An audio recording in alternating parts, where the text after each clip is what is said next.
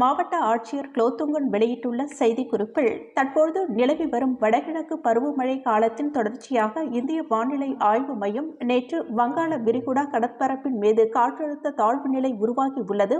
இதனால் இன்றும் நாளை திங்கட்கிழமை கன மற்றும் அதிக கனமழை பெய்யக்கூடும். காற்று மணிக்கு 55 கிலோமீட்டர் வரை வீசக்கூடும். புதுச்சேரி பகுதிக்கு ஆரஞ்சு எச்சரிக்கை விடுக்கப்பட்டுள்ளது. எனவே பொதுமக்கள் அனைவரும் மிக பாதுகாப்பாகவும் எச்சரிக்கையுடனும் இருக்கும்படியும் தேவையில்லாமல் வெளியே வர வேண்டாம் என்றும் கேட்டுக் கொள்ளப்படுகின்றது. மேலும் அரசு அறிவித்துள்ள வழிகாட்டுதல்களை பின்பற்றுவதுடன் வதந்திகளை நம்பாமல் அரசு அளிக்கும் செய்திகளை மட்டுமே பின்பற்றுமாறு கேட்டுக் கொள்ளப்படுகின்றது. பொதுமக்கள் பேரிடர் தொடர்பாக தங்களது புகார்களுக்கு இலவச அழைப்பு எண்களான 1077 1070 112 அல்லது 9488981070 என்கின்ற எண்ணில் வாட்ஸ்அப் தகவல் ஆகியவற்றின் வழியாக தெரிவிக்கலாம் என்றும் கூறியுள்ளார். புதுவை உருளையன்பேட்டை தொகுதிக்கு உட்பட்ட பகுதியான சண்முக வேலாயுத முதலியார் வீதி, பாரதி வீதி இணைப்பு பகுதிகளில் பிளாஸ்டிக் பொருட்கள் விற்பனை செய்யும் கடையில் அதிகாலை திடீரென மின்கசிவு ஏற்பட்டது. இதன் காரணமாக பிளாஸ்டிக் பொருட்கள் விற்கும் கடை தீப்பற்றி எரிந்தது. இதுகுறித்து அப்பகுதி மக்கள் உடனடியாக தீயணைப்பு துறைக்கு தகவல் தெரிவித்தனர். தீயணைப்பு துறையினர் விரைந்து வந்து தீயினை அணைத்தனர். இதுகுறித்து அறிந்த உருளையன்பேட்டை தொகுதி சட்டமன்ற உறுப்பினரும் நமது மக்கள் கழக தலைவருமான நேரு என்கின்ற குப்புசாமி உடனடியாக சம்பவ இடத்திற்கு விரைந்து சென்று தீ விபத்தால் பாதிக்கப்பட்ட கடை உரிமையாளருக்கு ஆறுதல் தெரிவித்து எப்படி மின்கசிவு ஏற்பட்டது, எப்படி தீ விபத்து ஏற்பட்டது என மின்துறை அதிகாரிகளிடமும் காவல்துறை அதிகாரிகளிடமும் கேட்டறிந்தார். அப்பொழுது நமது மக்கள் கழக பிரமுகர்கள் சுவாமிநாதன், வினோத், வீரா உட்பட பலர் உடன் இருந்தனர்.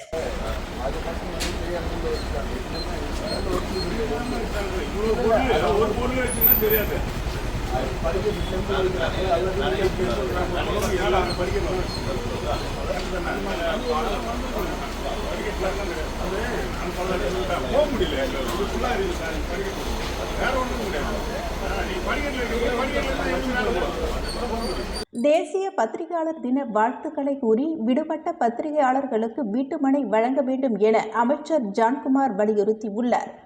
அமைச்சர் ஜான்குமார் தேசிய பத்திரிகையாளர் தினத்தை முன்னிட்டு அனைத்து பத்திரிகையாளர்களுக்கும் வாழ்த்துக்களை கூறினார். அதைத் தொடர்ந்து கூறிய அவர், நாட்டின் 4வது தூணாக செயல்படும் பத்திரிகையாளர்கள் நேர்மையுடனும் திறமையாகவும் மழை, வெள்ளம், புயல் காலங்களில் உயிரை பணயம் வைத்து பொதுமக்கள் நலன் கருதி செய்திகளை உடனுக்குடன் ஊடகத்திலும் செய்தித்தாள்களிலும் இணையதளம் வழியாகவும் விழிப்புணர்வோடு வழங்கி வருகின்றனர்.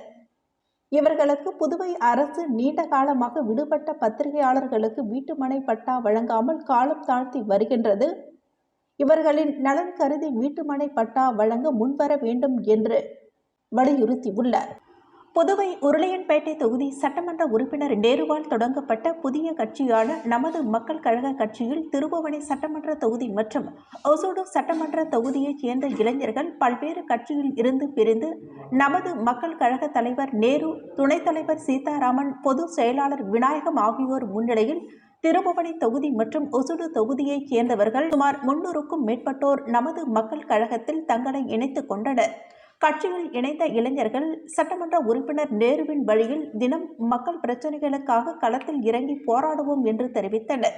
இணைப்பு விழாவில் நமது மக்கள் கழக பிரமுகர்களான தொழிலதிபர் ரகு என்கின்ற ரகோத்தமன், ரஞ்சித்குமார், பிரமுகர்கள் பிரசாந்த், வினோத், தினேஷ், குமார், பழனி, தர்மேஷ், பாலாஜி, கார்த்திக், மகேஷ் மற்றும் பலர் உடன் இருந்தனர்.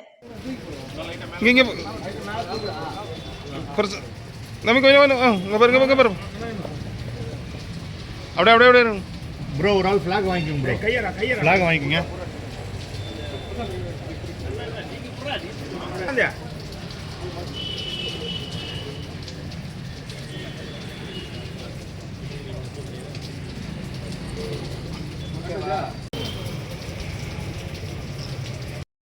பாகூர் தொகுதியில் புதிதாக உருவாகிய காமராஜ் நகர் பகுதியில் சிவகாசி அருணாச்சலம் என்ற மூதாட்டி குடிசை வீடு பல ஆண்டுகளாக சேதமடைந்து மழை காலத்தில் ஒழுகும் நிலையில் அவதிக்குள்ளான.